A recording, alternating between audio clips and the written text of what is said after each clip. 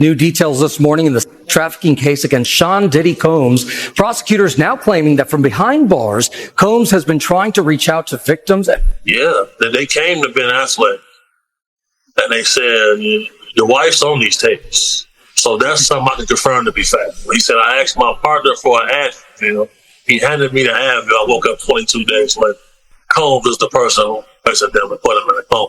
They like to keep memorabilia from these escapades. And, this is something that's a lot more common than people think amongst elite parts of society. Do you want to know where he is? If you want to know where he is, I'll tell you where he is. But he wants to surrender. He's here to surrender. Legendary for the parties that you throw. Mm-hmm. I'm a legend, baby, for a whole bunch of things. Yes. You need locks on the doors. Okay, this is sounding kind of dangerous now. I lived with Sean Puffy Combs for a year. Hey, it was curious. I got a chance to see some things. Yeah, but you were 13. What were you seeing? I went there to see the lifestyle. Right. And I saw it. Justin, right now, he's having 48 hours with Diddy. Where we hanging out and what we doing, we can't really disclose. I had legal guardianship of Usher when, he did his first album. I don't have legal guardianship of him, but for the next 48 hours, he's with me. And we gonna go full crazy. Going crazy. Sean Diddy Combs has been hit with a major blow as his attorney has officially stepped away from representing him. This decision comes after weeks of growing pressure, shocking claims, and mounting evidence against the music mogul. Once a powerhouse in the entertainment world, Diddy now faces serious accusations that could change his life forever.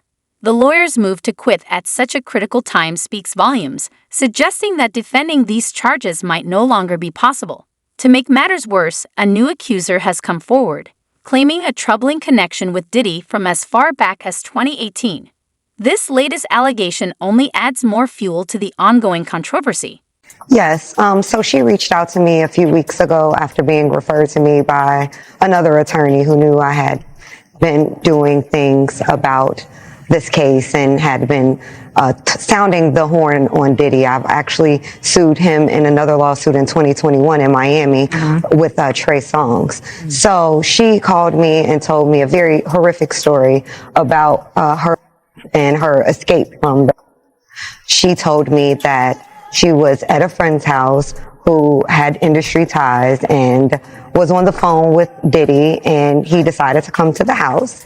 And when he came to the house, everything was fine, that there was another woman there who we've determined to be Christina Coram, KK, who Diddy talks about a lot as his right-hand woman, if you will, and that they were discussing trafficking her. And then that led to her being served a drink where then she started to feel woozy, and then Mr. Combs her with an inanimate object, and then actually directed another gentleman to her while he watched and pleasured himself. So she was able to escape eventually and ran out into the streets yelling and screaming, and a neighbor heard her because this happened in a quiet suburban neighborhood, if you will. So there's a witness? Yes, we have a witness. We also have a police report, and that was made in 2018, that she, when she initially filed the police report, she didn't name Diddy out of fear of retaliation, and more importantly, fear that no one would believe her. We all have stories. Mine is horrific. Why didn't you say something then? Because we just want to live. We want to be happy, and we really want to forget the trauma. Diddy's former backup dancer Tanika Ray speaking out. In the wake of federal home raids, trafficking allegations, and speculation the embattled music mogul could face criminal charges. Since then, I've been like, yep, I have a lot of stories, y'all. Maybe I'll write a book one day. Law enforcement had enough to get the search warrant. They maybe even have enough to get an indictment, and if so, I expect Diddy to be arrested in a matter of days and no more than weeks. So there's that. I have never talked about this publicly. Tanika reacting to this interview from Joy Reid's MSNBC series on Instagram. Culture critic Torre claiming Diddy fired a family member after allegedly refusing his advances. Years later, they finally came out, and this is a male, and said that Puff had said, come home, stay the night with me, or the internship is over. Oh, yeah. We all have stories. Seriously, we all have stories. Mine is horrific, and only 5 people know it. And I probably will never tell it. Tanika, who's also worked in entertainment journalism, referencing an alleged experience with Diddy from 1996 in her caption, adding, "Nothing that is happening is surprising."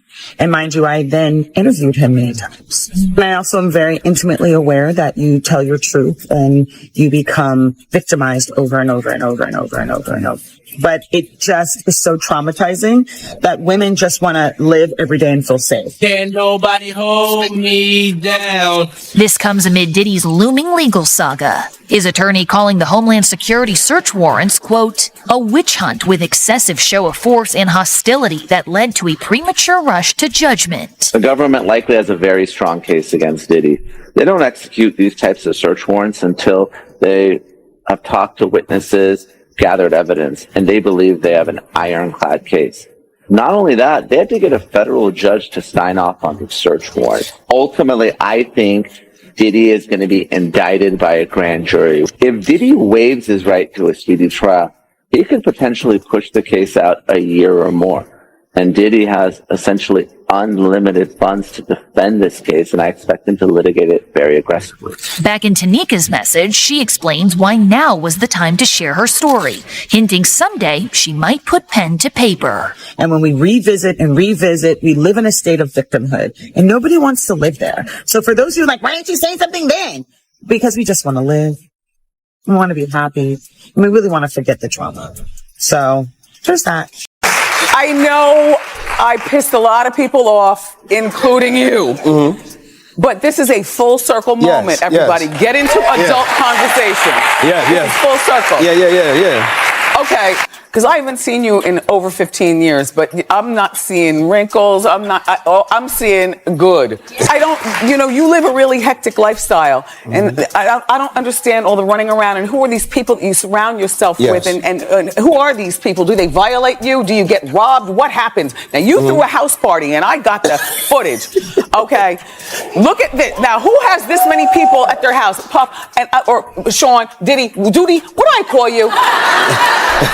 I think you should call me Puff. You always call me Puff. I do. Yes. Okay. First hurdle jumped. Jesus. I'm not gonna lie, I was nervous. The accusations against Sean Diddy Combs keep growing. Tanya Wallace, who once attended Diddy's famous parties, has come forward with shocking new claims.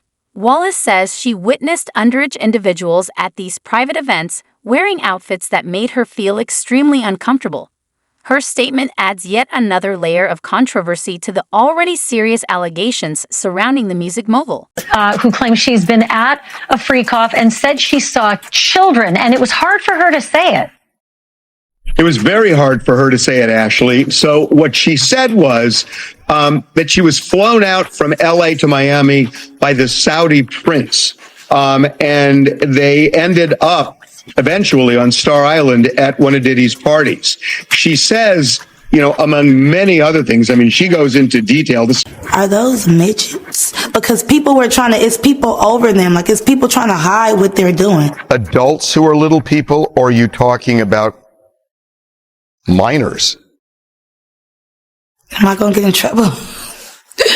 I don't want to say I witnessed any of that crazy stuff, but we all have common sense. Little people. It's not supposed to be there. You're talking about underage people. It's a shame. Is this woman, Tania, is she really saying that there were minors involved in these freak-offs? That is exactly what she's saying, Billy. Now, as for what they were doing, she never really could get a clean look at it. She said there was a wall of adults encircling them who clearly didn't want everyone at the party to see what was happening there. She said when she saw this scene with the younger people, that it was about 7 a.m. and that the party had been going all night. Did anyone ask her why didn't she leave, and what was she doing? She was there as the guest of a Saudi prince. As to why she didn't leave, I don't know what time she left. I agree with you that once you see something like she's describing, that's the time to tip out the door. Or call the FBI. Or call the FBI, exactly. That's the other thing that we've heard from a lot of people who've been involved in parties with Diddy, that there are NDAs that are signed, and you walk out and you feel like, I can't say anything to anyone. Real reasons why or what really happens, they don't know because they wasn't there. And that would affect me emotionally. But I got myself into a situation where I was about to get trafficked. And this was like 3 years ago. And I was just like, it was a close one. You know, I came up on this prince, and he was Arabian. He flew me to Miami, and he said I was going to be there for 2 weeks. We were in a $30 million house, and I ended up being there for a month. And I had to escape, okay? And we were meeting so many girls, and girls from Love and Hip Hop was coming in the house, and celebrities was there, and all of this stuff. But it started to get real weird. You know, it was a lot of drugs. And like, I don't do hard drugs like that. Like, I was smoking weed, you know, and they were doing hard drugs and stuff. And it was just like, it was getting, like, my gut was telling me something bad is about to happen. But he was trying to like distract us with buying this stuff. We was going shopping and doing all these things. And for some reason, I felt like I'm used to getting, but like this right here, where am I about to be tomorrow? And why are we still here? So then he says, well, we're going to go to Cuba. So the girls start talking in the house, and they're like, girl, I got to get back home. And he said that I can't leave. And I'm like, well, what is he going to do with us? Then, you know, we had went to some celebrity's house, and we ended up at P. Diddy's house. And I just started hearing conversations, and I just got trafficking from it. Because, you know, I heard the prince saying something like, oh, you can have whoever you want. Like, he was like selling us, you know? So I'm like, is this trafficking? Like, what the? And it gave me a whole nother outlook on everything too. And I had to like really like pump my brakes on how I do things. And maybe because a week before that, I had just said like, I want to be in Miami. I want to be around royalty. I want to spend this much amount. And I realized everything that I said that I wanted, it came like the next week. Tanya Wallace made a splash with a jaw-dropping interview on No Jumper Clips, sparking a wave of online discussions and changing how people viewed Diddy. In her detailed story, Wallace revealed that these parties were much more disturbing than typical celebrity gatherings. The most shocking part? She claimed that Diddy's sons were also at these events, adding an even darker twist to the growing controversy. Club Live ended up ending like later than out here, like 4 o'clock. Yeah. We go back to the mansion. We chill for like an hour. Next thing you know, we load it up like how we always do. We load up and go places, but now we loaded up on our way to Star Island. What is that?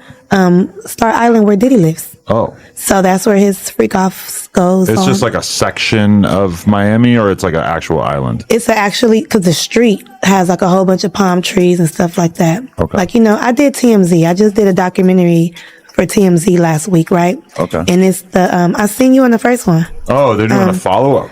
Yes, because they have more information. So it was the downfall of Diddy. That's true. There's like hundreds of more accusations after the first one. Yeah. Exactly. And so I sat down with Harvey, and they basically, I got there because I had footage. So I gave them footage that nobody has. Okay. And so we're on Star Island. I'm in my Snap recording like, oh, Diddy's house is lit, da-da-da. But I haven't gotten there yet. So I'm not knowing as soon as we get to the door that they were going to lock up our phones in bubble cases. We could hold it, but it's locked up. We can't use it. Right. So I'm like, what the? So I walk in. Instantly, one of Diddy's sons, Christian, was like, you, come here. Now I'm walking with the girl that I brought. The other girls are walking behind me, but once we got in the house to the side door, it was a backyard, so everybody split up. And so the vibe is that the pretty girls, dudes will come up to him and kind of like make it clear, like, yo, you're getting invited to the latter tier of this party. Exactly. And they're giving out what, like little sandals? Exactly. That's what they were giving out. So when the son came up to me and said, you come here, or called me over there, I'm like, who, her? He's like, no, you. So I'm thinking like, why not both of us? But okay, whatever. He's like, take these shoes. The shoes, the robe shoes, white terry cloth robe shoes. They're like, oh yeah. And I'm like, what do I do with these? He like, this is how you get in the house. So I just took them. I carried them. And that's when Diddy came, like, just appeared. Now, when somebody walks behind you and rubs the side of you, you already know, like, what the? Yeah. You might as well hold me and pick me up. What was you about to do? Throw me in the pool? But everybody was already skinny dipping. That's nothing. When I walked in, before I seen Diddy, I'm just peeping out everything. House music going like a rave. Do, do, do, do, do. And it's real, real loud. It's 7 o'clock in the morning. People drinking mimosas, eating eggs and bacon in the goddamn pool. But naked though, and just walking around, and waitresses passing around drinks left and right. I was even holding the drink in my hand, and I don't even drink like that.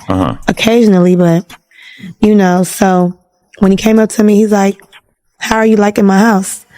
And I'm like, I'm trying not to be starstruck, so I wasn't looking him in his eye.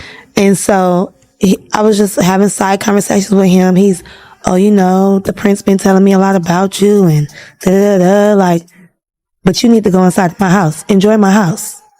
And he's saying little stuff like, "What's mine is yours," and all of this stuff or whatever, right? So I tell my friend, like, "Girl, let me just go up in this house." Like, the wants me to go inside. Right. But I don't want to leave you out. So I'll be in there for a few minutes. I'll be right out. Walk up in there. This going on, that going on, a few things going on. So wait, like the main house is the party, and then there's a separate room or a separate section where the freak off is taking place? Separate section where the freak off is taking place. And you can't see this section from the main party? No, because you got to go inside the house. The party is like outside, and the party is inside too, but that's the freak off. Okay. So people that are just outside, they won't know what's going on. And you're talking about until you walk in. You're saying publicly fucking in multiple people. There's just like a couch, exactly, and there's just some couple dudes fucking a bunch of girls. Yeah, and naked, everything. I mean, they not pulling shit to the side, trying to be discreet about it. No, this is like they in the room by themselves, tuning out everybody around them. Such a crazy concept to me because I have so much experience having on camera, but I can't imagine just being at a party and just wanting to have an where like a million other people could see you. It seems like such an obvious thing to be like, let's go in the other room. Right. But you know what? With the music and the drugs and the drink, do they even care? And I was thinking about that. Like if I'm gone off the molly. I'm talking about gone, like a rave. Like I've been to these Hollywood parties. The parties where you go in Hollywood, like it's like different sections, like it's a R&B, not R&B, like a reggae side, then a techno house music side, then it's a regular mainstream side. Right. The music was loud as you go to different sections of the house. While Diddy's legal team may try to shift the focus or spin news stories, one haunting question remains: the untimely death of pop star Aaron Carter. Aaron, who gained fame as a child star at just 9 years old, was found dead at 34. Official reports cited drug and mental health struggles as the cause, but fans and conspiracy theorists have long questioned this narrative. Now, new theories are emerging, suggesting a possible link between Diddy and Aaron's tragic death, adding yet another layer of mystery to the growing controversy. Following developing news tonight in Lancaster, where pop star Aaron Carter has died at the age of 34. Yeah, the troubled performer grew up in the limelight, but he was in and out of rehab several times in his short life. Chris Wolf is live for us in Lancaster. He's got more on this. Chris? Yeah, Rick, MB, the street is now cleared. People have been moving in and out of that home behind me all day. And tonight we heard from some of those closest to Aaron Carter, and they all say the same thing. They all share stories of a very kind, loving, caring, humble, yet troubled young man.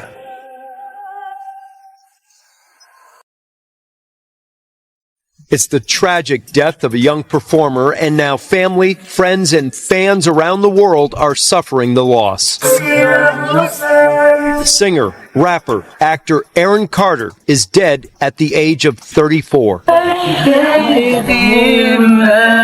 Oh my God. Carter's close friend and stylist shared this video of a recent birthday celebration for Carter's fiancée, Melanie Martin. She is also the mother of their 11-month-old son, Prince. It's very painful. Very, very painful. I talked to him 2 weeks ago, he was at the dentist and he FaceTimed me. He said, come over. And I said, I can't, I have work to do. Aaron Carter. Right. A lot of people keep forgetting. Aaron Carter was begging for help, begging for independent financing, begging for security. He made it very clear Sony was out to get him, just like Michael Jackson told him they would be. And right around that time, his brother had just been accused of raping one of the girls from making the band, Diddy's entity. And they were trying to make all of that go away. And Aaron called his brother out. And then the next thing you know, he said, if anything happens to me, I did not do this to myself. And then he was gone. Do you regret ever getting involved in... I didn't have a choice. It got bad when I was about 15 years old. I'm sorry. I'm sorry the way that I look. Oh my God, it hurts so bad. It hurts. It hurts so bad because there's like nothing I can do about it. I take for high blood pressure medication, and I took 4 of mine.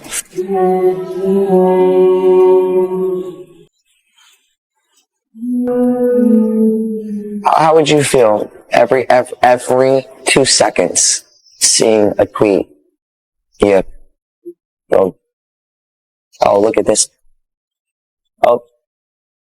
A pretty remarkable decision. She has decided she wants the world to see the death scene where the bathroom where Aaron was found dead. And the reason for this is she is calling out the police and feels like they did not do a proper investigation here because she's certainly insinuating that there may have been foul play involved in Aaron Carter's death. We're going to bring her on, but before we do, I just want to make something really clear. The police have said it was not foul play. They have not identified anybody as a person of interest, a suspect, anything like that. The operating theory is he was huffing and he overdid it and died in the bathtub. So that's the operating theory. She has a different point of view. Right. The photos that she has released show the bathtub. It shows the floor around the bathtub, and there are things that she sees there or doesn't see in these images that make her suspicious. And she wanted to make sure that Aaron's death remains something that people are talking about. And I think she's insinuating she wants people to put pressure on the police to do a thorough investigation. So joining us now to talk about why she put these out is Jane Carter, Aaron's mom. Jane, welcome to TMZ Live.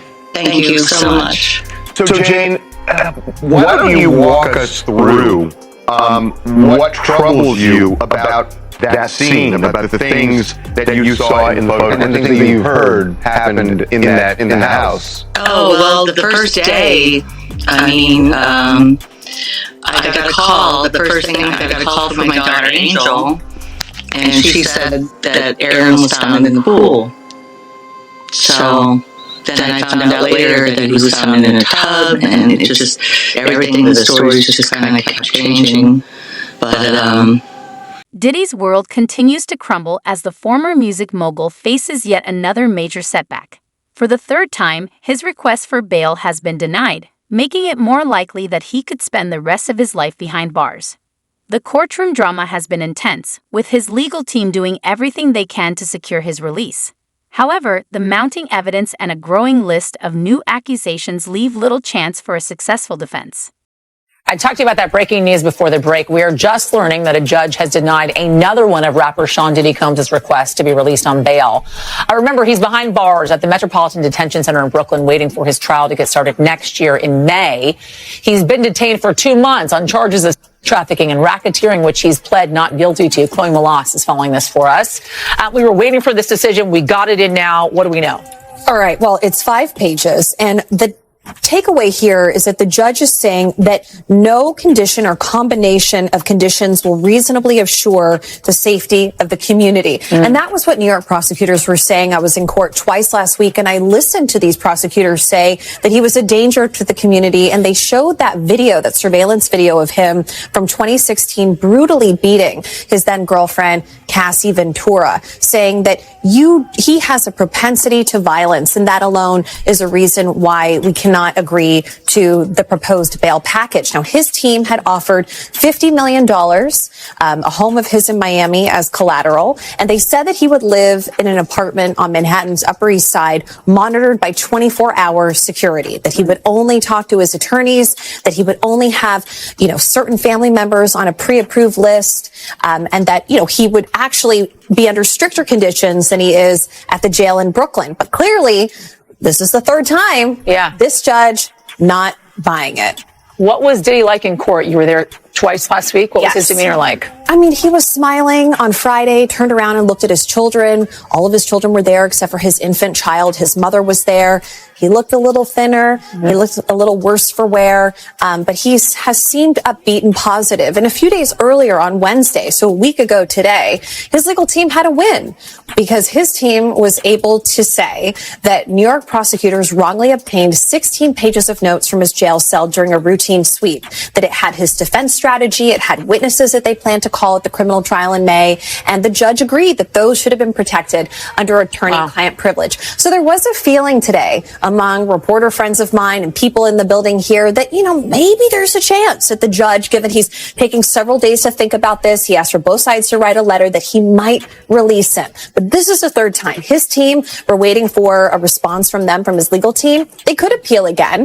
But we were talking to Danny Savalos earlier, and he said, they would have to propose something new and different to potentially be successful for a fourth attempt. But they playing a game with him because they want him probably to be a witness or to turn over some evidence on some other people that they would like to have behind bars too. And you got to realize this. For him to do that, and if he does that, his life is more in danger outside of jail than it is in. Because they can't do the same, they can't do the same Epstein move again.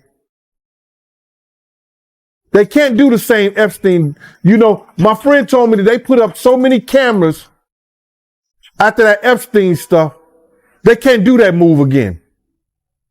Whether allegedly he did it to himself or somebody else did it to him, we don't know. Whether he's on a private island or he's in the grave, do we really know? The whole thing about it is that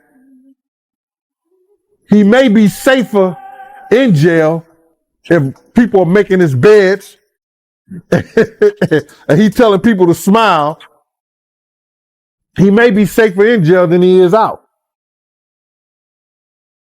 Man, I don't know. I thought he would have it hard, man, because since that was Brooklyn, and Brooklyn always stands up, and a lot of dudes from Brooklyn think that he led big to his death. You understand? And by him being housed in Brooklyn, I thought that it would be real difficult for him. But, money talks, bullshit walk.